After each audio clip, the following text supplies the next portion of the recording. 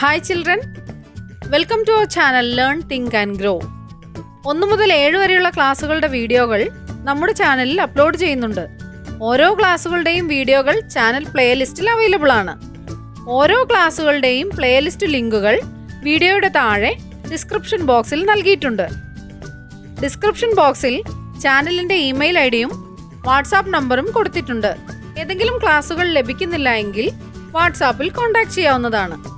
ഇനി നമുക്ക് വീഡിയോയിലേക്ക് പോകാം.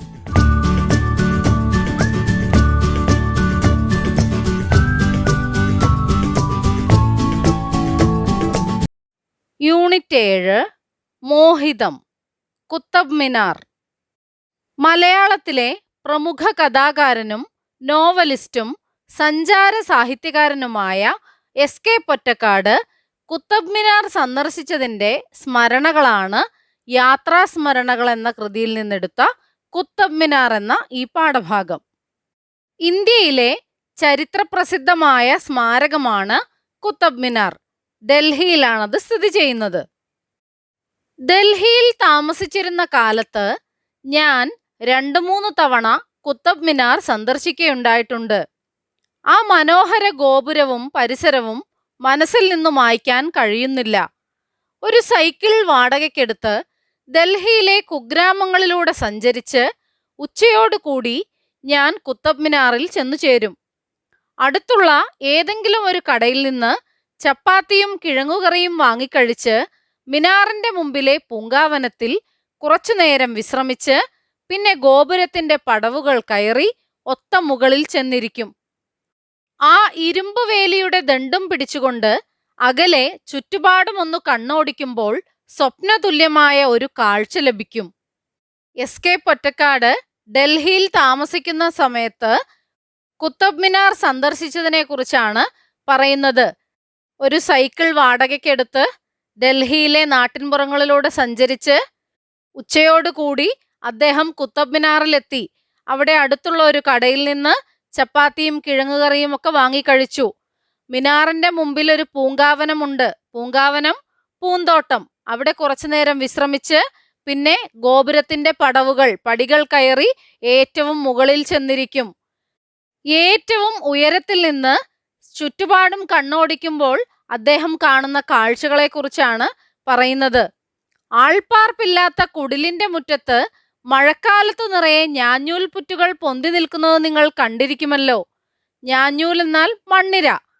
ആൾപ്പാർപ്പില്ലാത്ത കുടിലിന്റെ മുറ്റത്ത് മഴക്കാലത്ത് മണ്ണിരപ്പുറ്റുകൾ ഒരുപാടുണ്ടാവും. ആ പുറ്റുകൾ തവിട്ടു നിറത്തിലല്ല, പച്ച നിറത്തിലാണെന്ന് സങ്കല്പിക്കുക. ഏകദേശം അതുപോലുള്ളൊരു കാഴ്ചയാണ് മിനാറിന്റെ മുകളിൽ നിന്ന് നാം കാണുക. ഏറ്റവും ഉയരത്തിൽ നിന്ന് താഴേക്ക് നോക്കുമ്പോൾ പച്ച നിറത്തിൽ ഞാഞ്ഞൂൽ പുറ്റുകൾ പോലെ കാണുന്ന കാഴ്ച. ആളുകൾ ചെറു പ്രാണികളാണെന്നേ തോന്നൂ. അവിടവിടെ കുത്തിവരച്ച പോലെ ചില രേഖകൾ കാണുന്നത് നടക്കാവുകളുടെ നടുവിലൂടെ പോകുന്ന രാജപാതകളാണ്. അകലെ വെയിലിൽ വെള്ളിയരഞ്ഞാൺ പോലെ വെട്ടിത്തിളങ്ങുന്നത് യമുനാ നദിയാണ്. 15 നാഴിക ദൂരെ കിടക്കുന്ന വൈസ്രോയ് മന്ദിരത്തിന്റെയും അസംബ്ലി കെട്ടിടങ്ങളുടെയും കൂറ്റൻ കുംഭഗോപുരങ്ങൾ മണ്ണപ്പം ഉണ്ടാക്കി വെച്ച പോലെ കാണുവാനുണ്ട്. എല്ലാത്തിനും മീതെ ഭൂതകാലത്തിന്റെ നിശബ്ദത. താഴത്തെ ഭൗമമായ യാതൊരു ശബ്ദതരംഗവും ഈ ഉത്തുംഗ ഗോപുരത്തിന്റെ തലയിൽ കടക്കുന്നില്ല. എന്തെല്ലാം കാഴ്ചകളാണ് അദ്ദേഹം കാണുന്നത്? ചെറുപ്രാണികളെ പോലെ ആളുകൾ, കുത്തിവരച്ച രേഖകൾ പോലെ രാജപാതകൾ, വെള്ളിയരഞ്ഞാൺ പോലെ വെട്ടിത്തിളങ്ങുന്ന യമുനാ നദി, മണ്ണപ്പം ഉണ്ടാക്കി വെച്ചതുപോലെ വൈസ്രോയ് മന്ദിരത്തിന്റെയും അസംബ്ലി കെട്ടിടങ്ങളുടെയും കുംഭഗോപുരങ്ങൾ. ഏറ്റവും മുകളിൽ ചെന്നാൽ നിശബ്ദതയാണ്. താഴത്തെ ശബ്ദവും ബഹളവും ഒന്നും ഈ ഉയർന്ന ഗോപുരത്തിന്റെ മുകളിൽ ഇല്ല. ഇന്ത്യയിലെ ഏറ്റവും ഉയരമുള്ള ഗോപുരമായ കുത്തബ് മിനാർ ഡൽഹി നഗരത്തിൽ നിന്ന് 15 മൈൽ അകലെ നിലകൊള്ളുന്നു. ഇരുവശത്തും വേപ്പുമരങ്ങൾ തഴച്ചു വളർന്ന് തണൽ പതിഞ്ഞ വൃത്തിയും വീതിയുമുള്ള നിരത്ത്. ജനവിരളമായ ഗ്രാമങ്ങളെയും പാഴായി കിടക്കുന്ന സമതലങ്ങളെയും പഴയ രാജകീയ സ്മരണകളെയും മുറിച്ചു കടന്ന് കുത്തബ് മിനാറിൽ ചെന്നുമുട്ടുന്നു. അപ്പോൾ ഡൽഹിയിൽ നിന്ന് 15 മൈൽ അകലെയാണ് കുത്തബ് മിനാർ നിലകൊള്ളുന്നത്. അവിടേക്ക് പോകുന്ന വഴിയെക്കുറിച്ചാണ് പറയുന്നത്. ഇരുവശത്തും വേപ്പുമരങ്ങൾ, റോഡിന്റെ ഇരുവശത്തും വേപ്പുമരങ്ങൾ തഴച്ചു വളർന്ന് തണലാണ്. വൃത്തിയും വീതിയുമുള്ള വഴിയാണ്. ജനങ്ങൾ വളരെ കുറവായ ഗ്രാമങ്ങളും പാഴായി കിടക്കുന്ന വെറുതെ കിടക്കുന്ന സമതലങ്ങളെയും ഒക്കെ കടന്ന് കുത്തബ് മിനാറിൽ ചെല്ലുന്നു. ഡൽഹി വിട്ട് കുറച്ചു ദൂരം ചെല്ലുമ്പോൾ തന്നെ ആകാശത്തിൽ പൊങ്ങി നിൽക്കുന്ന ഒരാശ്ചര്യ ചിഹ്നം പോലെ കുത്തബ് മിനാറിന്റെ ഗോപുര ശൃംഗം കണ്ടു തുടങ്ങും. അടുത്തു ചെല്ലുന്തോറും ഗോപുരത്തിന്റെ ഓരോ തട്ടും വേർതിരിച്ചു കാണാൻ കഴിയും. ഡൽഹിയിൽ നിന്ന് കുറച്ചു ദൂരം പിന്നിടുമ്പോൾ തന്നെ ആ ഉയർന്ന ഗോപുരത്തിന്റെ ഭാഗങ്ങൾ കാണാൻ സാധിക്കും. അടുത്തു ചെല്ലുമ്പോഴോ ഓരോ തട്ടും വേർതിരിച്ചു കാണാനും കഴിയും. വിശാലമായ ഒരു പൂന്തോട്ടം കുത്തബ് മിനാറിന്റെ മുറ്റത്തെ അലങ്കരിക്കുന്നു. കുത്തബ് മിനാറിന്റെ മുൻപിൽ വിശാലമായ ഒരു പൂന്തോട്ടമുണ്ട്. മലർശയ്യകളെ കൊണ്ടും വള്ളിക്കുടിലുകളെ കൊണ്ടും ചൊട്ടികുത്തിയ പച്ചപ്പുൽത്തകിടികളിൽ ജലധാരാ യന്ത്രങ്ങൾ പ്രവർത്തിച്ചുകൊണ്ടിരിക്കുന്നു. കുത്തബ് മിനാറിന്റെ മുറ്റത്ത് പൂമെത്ത വിരിച്ചതുപോലെ പൂന്തോട്ടവും വള്ളിക്കുടിലും പച്ചപ്പുൽത്തകിടിയുമെല്ലാം ഉണ്ട്. ഈ പച്ചപ്പുൽത്തകിടികളിൽ വെള്ളം ഒഴുകി വന്ന് വീഴുന്ന ജലധാരാ യന്ത്രങ്ങളും പ്രവർത്തിച്ചു കൊണ്ടിരിക്കുന്നു. ഗോപുരത്തിനകത്തേക്കുള്ള പ്രവേശന ദ്വാരത്തിന്റെ മുകളിലും ഭിത്തികളിലും ഖുറാൻ വാക്യങ്ങൾ കൊത്തിവച്ചിരിക്കുന്നു. ഗോപുരത്തിനകത്തേക്ക് കടക്കുന്ന ആ കവാടത്തിൽ ഖുറാൻ വാക്യങ്ങൾ കൊത്തിവച്ചിട്ടുണ്ട്.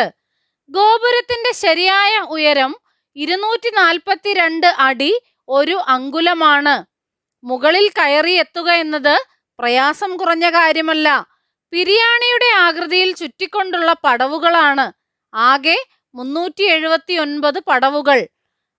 242 അടി 1 അങ്കുലം ഉയരമുള്ള ഗോപുരമാണ്. മുകളിൽ കയറിയെത്താൻ പ്രയാസമാണ്. 379 പടവുകൾ കയറി ചെല്ലണം മുകളിലെത്താനായിട്ട്. ആ പടവുകൾ എങ്ങനെയാണ്? ചുറ്റിത്തിരിഞ്ഞ പടവുകളാണ്.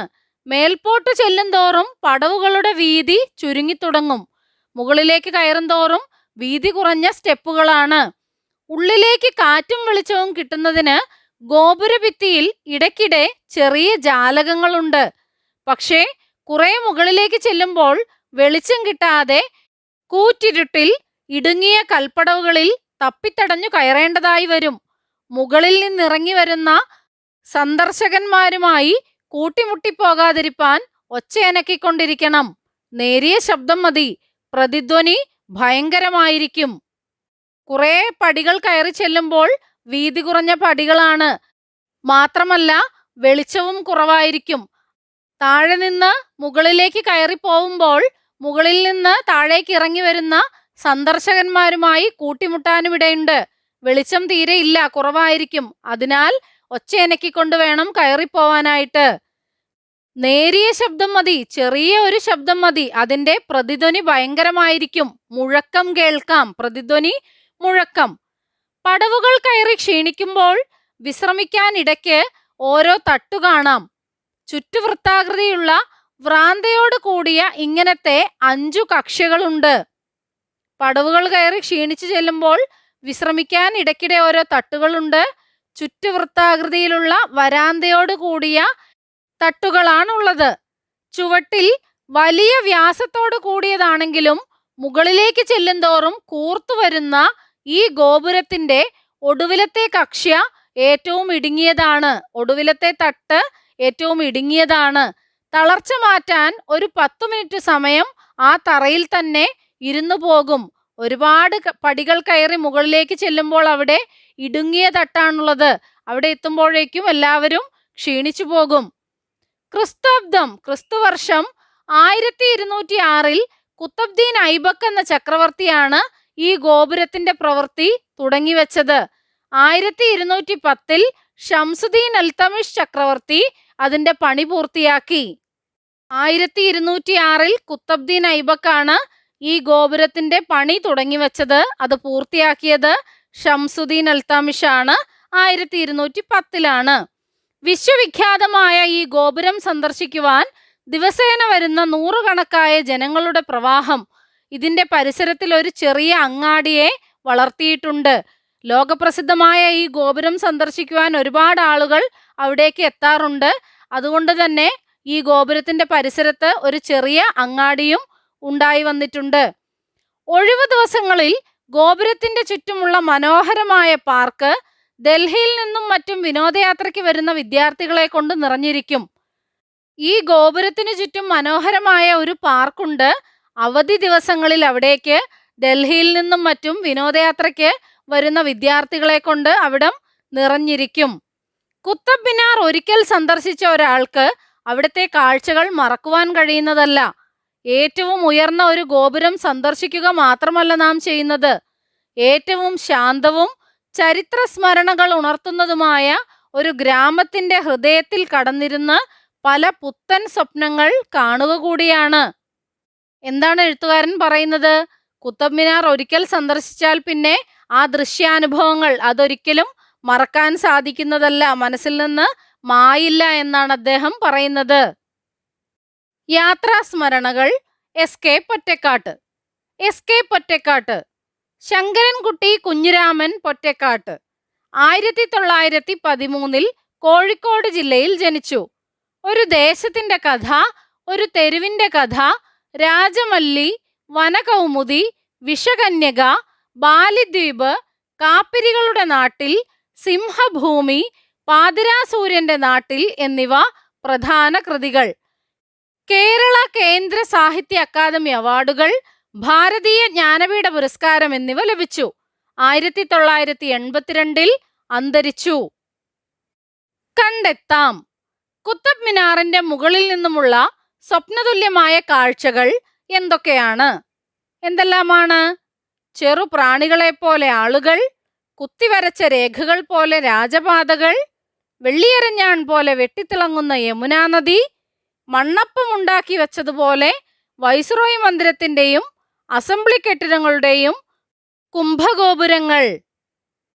കുത്തബ് മിനാറിന്റെ മുകൾ ഭാഗത്തേക്ക് കയറുമ്പോൾ അനുഭവിക്കേണ്ടി വരുന്ന പ്രയാസങ്ങൾ എന്തെല്ലാം? കുത്തബ് മിനാറിന്റെ മുകൾ ഭാഗത്തേക്കെത്താൻ 379 പടവുകൾ കയറണം. മേൽപോട്ട് ചെല്ലുന്തോറും പടവുകളുടെ വീതി ചുരുങ്ങുന്നു. കുറെ മുകളിലേക്ക് ചെല്ലുമ്പോൾ വെളിച്ചമില്ലാതെ ഇരുട്ടിൽ ഇടുങ്ങിയ കൽപ്പടവുകളിൽ തപ്പിത്തടയേണ്ടതായി വരികയും മുകളിൽ നിന്നിറങ്ങുന്ന സന്ദർശകരുമായി കൂട്ടിമുട്ടുകയും ചെയ്യുന്നു. കുത്തബ് മിനാർ സന്ദർശിക്കാൻ വരുന്ന ഒരാൾ ഏറ്റവും ഉയരം കൂടിയ ഒരു ഗോപുരം സന്ദർശിക്കുക മാത്രമല്ല ചെയ്യുന്നത്. ലേഖകൻ ഇങ്ങനെ അഭിപ്രായപ്പെടാൻ കാരണമെന്താണ്? കുത്തബ് മിനാർ പകരുന്ന ദൃശ്യാനുഭവം മനസ്സിൽ നിന്ന് ഒരിക്കലും മായ്ക്കാൻ കഴിയാത്തതാണ്. നമ്മുടെ ചരിത്ര സ്മരണകളിലേക്ക് സഞ്ചരിക്കാനുള്ള സന്ദർഭം കൂടിയാണ് ഇതെന്നതുകൊണ്ടാണ് ലേഖകൻ ഇങ്ങനെ പറയുന്നത്. അർത്ഥം കണ്ടെത്താം. കുഗ്രാമം, പരിഷ്കാരം തീരെയില്ലാത്ത നാട്ടിൻപുറം. സ്മരണ, ഓർമ്മ. കക്ഷ്യ, തട്ട്. വ്രാന്ത, വരാന്ത. പൂങ്കാവനം, പൂന്തോട്ടം. ശൃംഗം, മുകളറ്റം. വിരളം, അപൂർവം. അബ്ദം, കൊല്ലം അഥവാ ആണ്ട്. ഭൗമം, ഭൂമിയെ സംബന്ധിച്ച. ശയ്യ, കിടക്ക. ധാര, ഒഴുക്ക്. വിശ്വവിഖ്യാതം, ലോകപ്രസിദ്ധമായ. ഉത്തുംഗം, ഉയർന്നത്.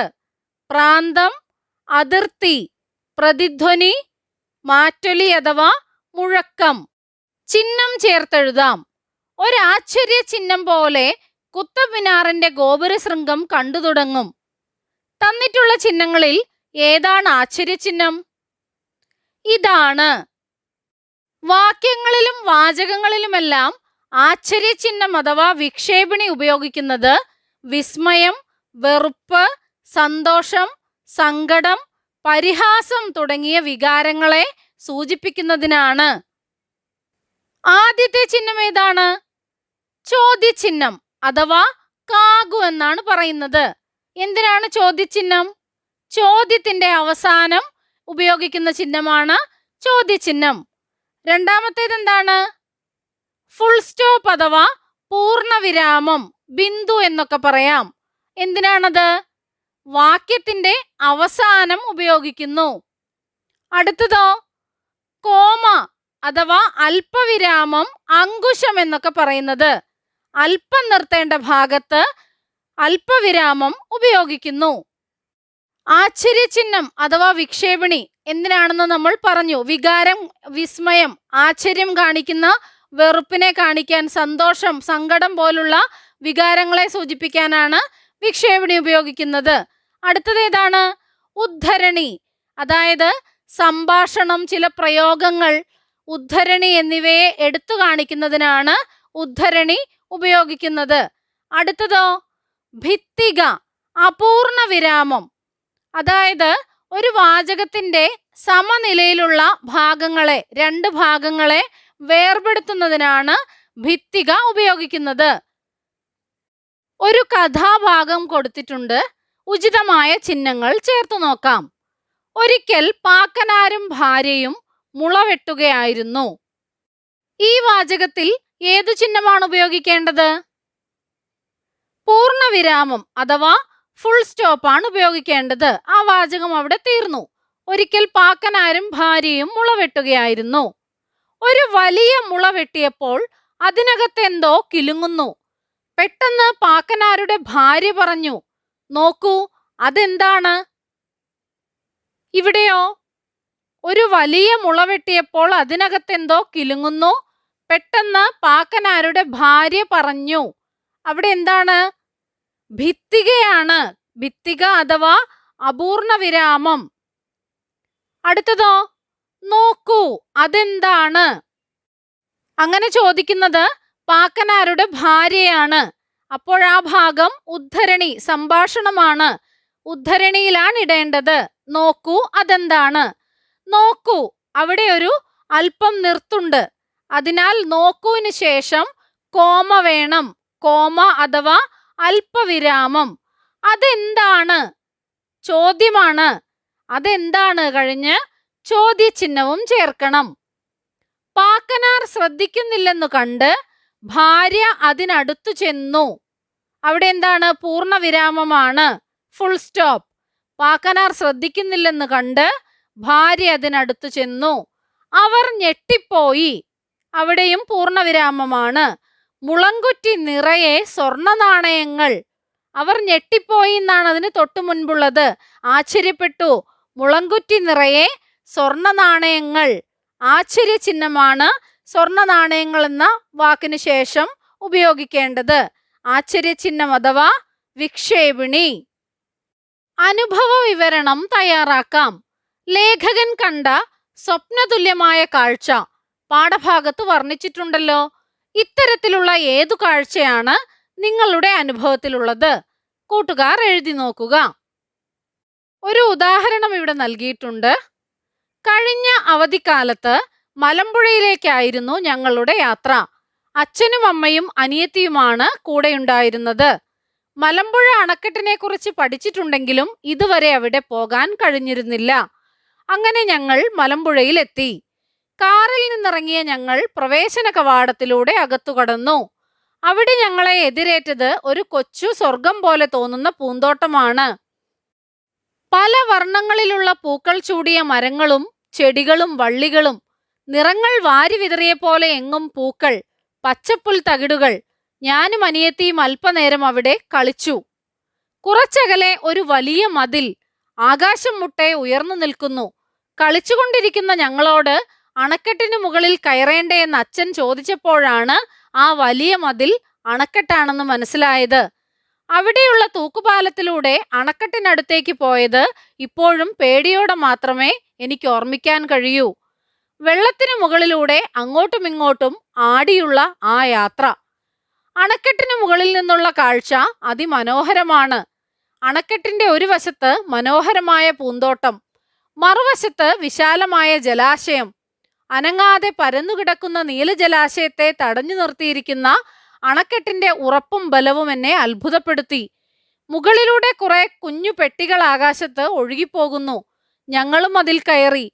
റോപ്പ് വേ എന്നാണ് അതിന്റെ പേര്. അതിൽ നിന്നുള്ള കാഴ്ച ഒന്ന് വേറെ തന്നെയാണ്. ഇപ്പോഴും അവ മനസ്സിൽ പച്ച പിടിച്ചു നിൽക്കുന്നു. കഥകളിൽ മാത്രം നമ്മൾ കേട്ടറിഞ്ഞ ഒരു യക്ഷിയുണ്ടവിടെ. ഇത്രയും വലിയ പ്രതിമ ഞാൻ ഇതിനു മുൻപ് കണ്ടിട്ടേയില്ല. ഇരുട്ട് പരന്നു. കാഴ്ചകൾ മങ്ങിത്തുടങ്ങിയപ്പോൾ ഞങ്ങൾ മടക്കയാത്ര തുടങ്ങി. എന്നാൽ കണ്ട കാഴ്ചകൾ മനസ്സിൽ തെളിഞ്ഞു നിന്നു. പ്രയോഗഭംഗി കണ്ടെത്താം. അകലെ വെയിലിൽ വെള്ളിയരഞ്ഞാൺ പോലെ വെട്ടിത്തിളങ്ങുന്നത് യമുനാ നദിയാണ്.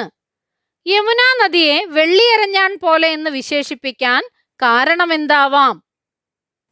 കുത്തബ്മിനാറിന്റെ മുകളിൽ നിന്നുള്ള വിദൂര ദൃശ്യമായതുകൊണ്ടാണ് യമുനാ നദി വെള്ളിയരഞ്ഞാണ് പോലെ എന്ന് ലേഖകന് തോന്നുന്നത്.